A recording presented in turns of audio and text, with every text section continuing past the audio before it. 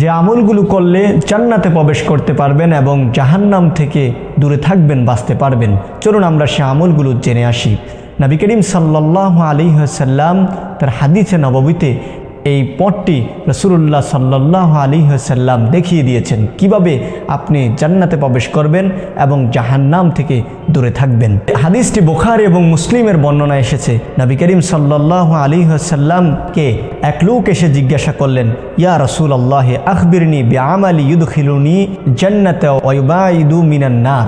নবী করিম সাল্লাল্লাহু আলাইহি ওয়াসাল্লামকে এক লোক এসে জিজ্ঞাসা করলো, ওগো আল্লাহর নবী, কোন কাজগুলো করলে আমি জান্নাতে প্রবেশ করতে পারবো এবং জাহান্নাম থেকে দূরে থাকতে পারবো, আপনি যদি আমাকে একটু বলে দিতেন। নবী করিম সাল্লাল্লাহু আলাইহি ওয়াসাল্লাম বলেন, ফাকালান নবী সাল্লাল্লাহু আলাইহি ওয়াসাল্লাম, আল্লাহর রাসূল সাল্লাল্লাহু আলাইহি ওয়াসাল্লাম বলেন, তা'বুদুল্লাহ ওয়া লা তুশরিকু বিহি শাই।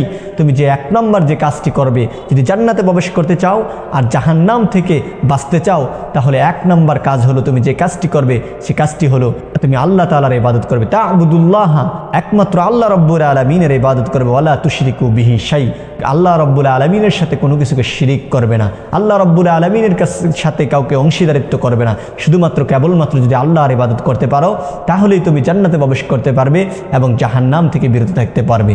তারপরে নবী করিম সাল্লাল্লাহু আলাইহি ওয়াসাল্লাম বলেন, দ্বিতীয় যে আমলটি তোমাকে করতে হবে সেটি হলো তুকিমুস সালাহ, নামাজ কায়েম করতে হবে, নামাজ প্রতিষ্ঠা করতে হবে, নামাজ পড়তে হবে। তুমি যদি এক আল্লাহর ইবাদত করো, আল্লাহর সাথে কাউকে শিরিক না করো, আর যদি নামাজ আদায় করো।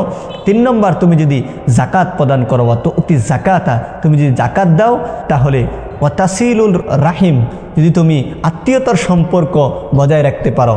1 নম্বর হলো এক আল্লাহর সাথে কাউকে শিরিক না করে যদি তুমি আল্লাহর ইবাদত করতে পারো, এবং কি 2 নম্বর যদি নামাজ কায়েম করতে পারো, 3 নম্বর তুমি যদি জাকাত প্রদান করো, 4র্থ নম্বর যদি তুমি আত্মীয়তার সম্পর্ক ছিন্ন না করো, তাহলে তুমি জান্নাতে প্রবেশ করবে, জাহান্নাম থেকে দূরে থাকবে। এজন্য চলুন আজ থেকে আমরা জান্নাতে যাওয়ার জন্য এই কাজগুলো করি। 1 নম্বরে আল্লাহর সাথে কাউকে শিরিক না করি, শুধু আল্লাহ তাআলার ইবাদত করি, আল্লাহর সাথে কাউকে শিরিক না করি। 2 নম্বর নামাজ কায়েম করি, নিজে নামাজ পড়ি, নিজের পরিবারগণদেরকে নামাজ পড়াই। 3 নম্বর হলো জাকাত আদায় করি। 4র্থ নম্বর, যদি আমরা আত্মীয়তার সম্পর্ক বহাল রাখতে পারি তাহলে জান্নাতে প্রবেশ করতে পারবো। আল্লাহ রাব্বুল আলামিন আমাদেরকে তৌফিক দান করুক।